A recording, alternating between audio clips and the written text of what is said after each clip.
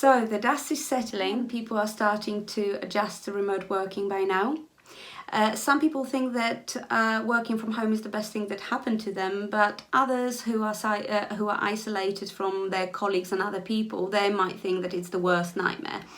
Different people will react differently to this current situation, and you as a manager, leader, employer, having awareness of how you can support people depending on their needs and preferences in this situation can help you manage their productivity, their motivation and well-being. If you feel that after this time there might be room for improvement in terms of support that you provide for your team, then this video might be helpful for you, as it will help you to look at things from a slightly different perspective. You might have heard of personality profiling or personality type. If not, I'm very briefly going to introduce you to the framework I will be using, called MBTI, also known as Myers-Briggs Type Indicator.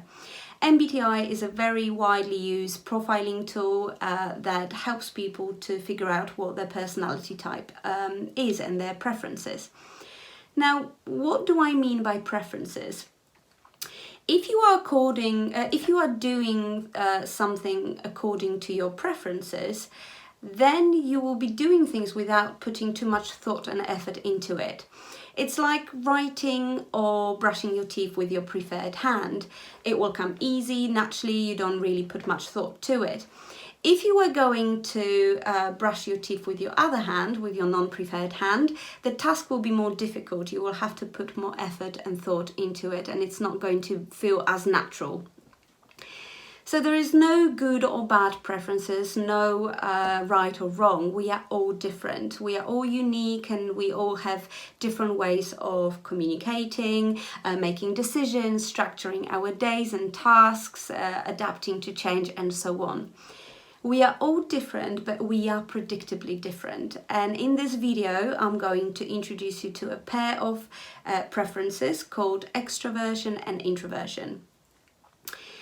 Very often people think that if you are extroverted, you are socially confident, which actually is very misleading, because people who have preference for introversion can be very confident too. So extraversion and introversion, it tells us about where we get our energy from. So if you have preference for extroversion, you will get energy from external stimuli. It will be environment, people, having conversations, interaction with other people. It will energize you. People who have preference for extroversion, they will enjoy lively environment, busy environment where there is a lot of chances for interaction. So now imagine if you have preference for extroversion and you are working from home, isolated from other people. Eventually your motivation, the longer it goes on, the motivation and the energy will drop, and it will be much harder to maintain it. So it's very important to know how to support somebody with that. Now, if you have preference for introversion, then you will enjoy more and get energy from internal thought and concentrating on your internal world of feelings and thoughts. You will be energized by reflection, having time to think things through rather than talk things through. People with preference for introversion, they enjoy calm and peaceful environment with not much to interaction and not too much distraction. So as a manager, how can you support more effectively people who have those differing preferences? Now, first of all, you can't assume that you know, unless you do know their preference type, you can't assume that you know what their preferences are.